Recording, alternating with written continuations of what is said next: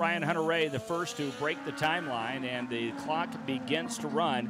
So just under 10 minutes remaining. Firestone Fast 6 is underway. This is a 10-minute session, and one of these 6 drivers will walk away with a $10,000 check and the Peak Performance Pole Award. So we've got drivers heading off of turn number 1 and heading to you at speed. Jake Query in the keyhole. And it is Ryan Briscoe who works his way through the keyhole now, and as he does so, he works his way out of the keyhole. Then it's Graham Rahal and then Will Power. Everyone on the softer compound red tires.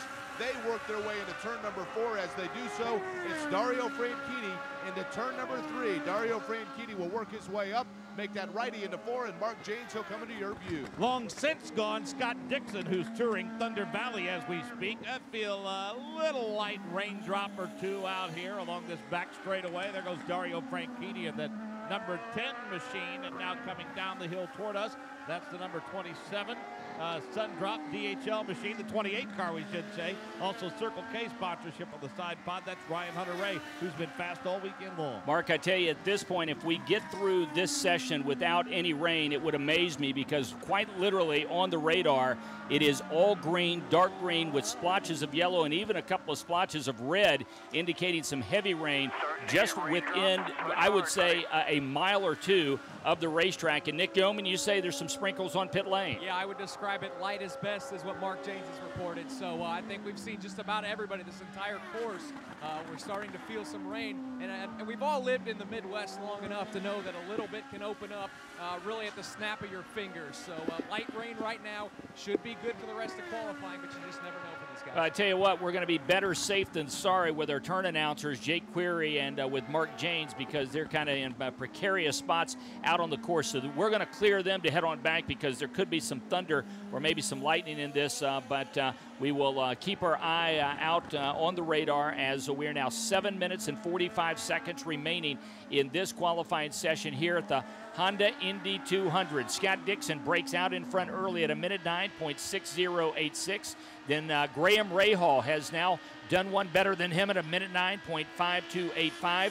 Then you've got Dixon, Hunter-Reay, Briscoe, Will Power, and Dario Franchitti. And Davey, we're watching an onboard shot right now with Scott Dixon as he exits the keyhole and heads out to turn number 3. Well, he's been the fastest, Mike, every practice session, it seems, except for yesterday when Graham Rahal was the fastest. But today, he seems like he's the guy that's on top of the chart, but still fighting that wheel. Watch his hands. Turn number 4. He goes through it pretty nicely, actually better than there's no oversteer on entry. He could drive straight in the corner. Now, exit, we see a little oversteer. But when we see him drive in the corner, he's able just to turn in. His hands are nice and smooth, and that's the key to being fast on these courses. So as we keep our eye on Scott Dixon, he is currently P3, but Davey, this looks like a good lap, and he's got wide open track in front of him. Looks like no one within sight of Scott Dixon as he heads through Thunder Valley, now back up towards the carousel. Very clear track, just crossed the timeline. P1, minute 8.49. And as you can see, Mike, his hands, we're able to, those listening, we're able to watch his hands on the steering wheel. Very, very smooth wheel. Very on turn in. He's little jittery there. He's able to turn in and not worry about the back of the car coming around on entry, and that's the key thing on these courses. Well, we were watching Ryan Hunter-Reay, Davey, and that car got a little skittish on him as he crossed underneath the Honda bridge as he made his way to Thunder Valley. And we're going to see that. Just we watch the car. So some of the peaks of the elevation changes coming back off them, the cars tend to get a little oversteered there, and we see guys correct, and even Scott. But like I say, the key is to be able to drive aggressively on corner entry and have the car carve the corner. On exit, you could work with that back end being a little bit loose under power, but boy, you got to have the thing stuck going in. Scott Dixon, Davey, as he exited turn number 6, boy, he left a bit of a strip of rubber down there as he corrected just a little bit. And Scott seems like the guy to beat now to me. I mean, he's been considerably faster than the second quickest car, no matter who that is. Right now, he's basically a half a second more than a half a second quicker, through almost 3/4 of a second quicker than second quick, which is Ryan Hunter-Reay at this point. Scott Dixon at a minute 8.3702 is P1. He crosses in front of us, heads to turn number 1, the left-hander, and then he will begin to climb up into the keyhole, turn number 2, which is the hairpin. Davey, how tight is that hairpin? You know, it's not that tight. It's not nothing like that we seen last week in Edmonton. They had 3 very, very tight ones. Matter of fact, all 3 of the corners in Edmonton are tighter than the keyhole here at this track, and then you got Long Beach, a lot tighter hairpins. It's kind of a double apex corner, but it is still a hairpin. Scott Dixon is currently P1 here in the Firestone Fast 6 at Mid-Ohio. Final qualifying session for the Honda Indy 200. It comes your way live tomorrow afternoon at 2 o'clock on many IMS radio network stations around the country. IndyCar Radio, you'll also hear it live on XM 94 on Sirius 212 and on IndyCar.com. Scott Dixon, Ryan Hunter-Reay. Right now, those two drivers are poised to start 1-2. Dixon at a minute 8.3702, and he drops it further, Davey, another 700ths as Dixon has gone to a minute 8.2578. Yeah, he's faster, but also Ryan Hunter-Reay in second's a little quicker too. Now it's only a half a second, but still a lot, a half a second between first and second right now, Mike, so pretty big. And how about this, Will Power? He is right now over a second, about a second and a quarter off of Scott Dixon in P6 right now. Ryan Briscoe working the wheel hard as he makes his way through the carousel. So Ryan Briscoe looks to jump up. Dario Franchitti at P2 behind his teammate Scott Dixon. Ryan Hunter-Reay falls to P3, Briscoe at P4, then Graham Rahal and Will Power. It's interesting, when Mario Andretti joined us yesterday, Davey said his favorite quote when it comes to talking about qualifying is, if you're in the car and everything is under control, you're not going fast enough. You're not going fast enough, yeah.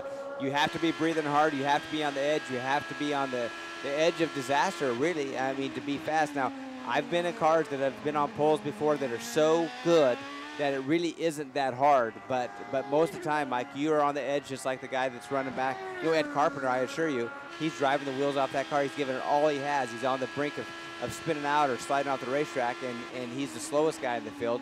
So sometimes he's working harder than the guy in the front.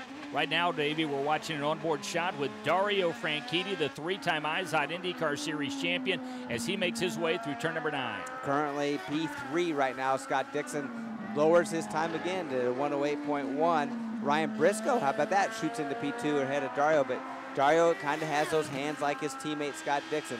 Very stable on entry. On exit, you see the back end sliding around, some overcorrection, but he makes it look easy right now from the in-car camera. Passes the cone. Let's see if he's a bit quicker at a minute 8.4016, but that's not as good as his teammate, because every little bit that Dario picks up, Davey, it looks like Dixon picks up a little bit more as Dixon finds another 7 or 8 hundredths, and Dixon has now dropped the number to a minute 8.1240. He sure has. Dario, as he, like you said, he picked up, put himself back in the second spot, but Ryan Briscoe, him are almost exact same time, but he's in third. Ryan Hunter-Reay 24 ten-thousandths of a second right now, separating second and third. And look at Scott, does it again. Every lap he's made, he continues to drop. He's a 108.07 right now. Graham Rahal 6 out of the 6 right now, but Briscoe, he's impressive at third right now. So Scott Dixon, who told me last week on IndyCar Weekly, heck, I don't think I've got a shot at the championship. I don't think I've got a shot at catching Will or Dario. All I'm worried about now, poles and race wins. And boy, he's put that to play, hasn't he? And how about that? Another, just watching on board, Will Power slides off the course, gets in the dirt a little bit. You know that he's trying hard, but he's off the pace by 0.6 of a second. Scott Dixon is looking for his first pole of 2011. Will he earn it here at Mid-Ohio at a minute 8.0776? We're under 90 seconds, Davey, and right now it's Dixon, Briscoe, Franchitti, Hunter-Reay, Power, and Rahal. The biggest surprise right now is the fact that Will Power is 5th. And not just 5th, but he's more than a half a second off the pace being set by Dixon. Yeah, not very often that we see Will Power not at the top of the charts, but this weekend it's Scott Dixon taking his place and kind of being dominant. And it seems like we always have that one guy. Normally Will Power, as I say, that has that big jump over the next quickest guy. But Scott Dixon, as he told you, Mike, he says, I'm worried about poles and race wins. Well, he's going to pull in right now. He's back to pit lane. With 50 seconds left, Mike, I don't see anybody out there to beat him. Dave, first, it looks like we're going to dodge the rain bullet here during the Firestone Fast 6. And you know, timing's everything here on pit road.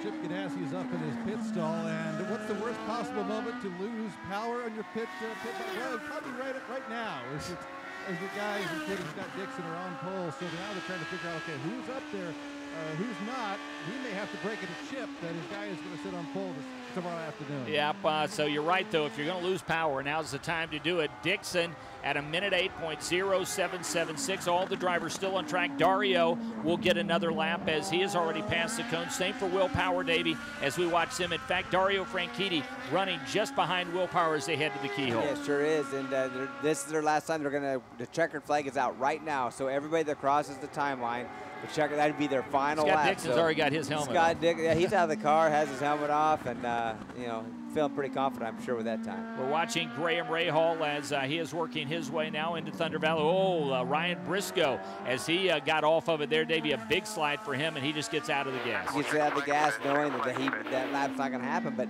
he's P2 right now. He's going to be starting on the outside of Scott Dixon if nobody beats him across the timeline. Right now, he's looking pretty safe. Here's Graham Rahal closing on that car quickly. We're also keeping our eye on Will Power. Yeah, we go on board with him. Final lap for Will Power. Final few turns for him as he is qualifying here in the Firestone Fast 6. And right now, a very disappointing 5th, and he jumps up 1 position, Davey, to 4th. So for the 2nd consecutive road/street course event, Will Power will not be on pole. That might be the biggest story of the weekend. That's a big story, Scott. He definitely has it. The qualifying's over, so how about that, though? Briscoe, too, who hasn't had great runs this year. Great second-place start for him. So Ryan Briscoe will move to P2, and he will wind up on the outside of the front row. And Scott Dixon, for the first time in 2011, will be the pole sitter in an IndyCar Series event.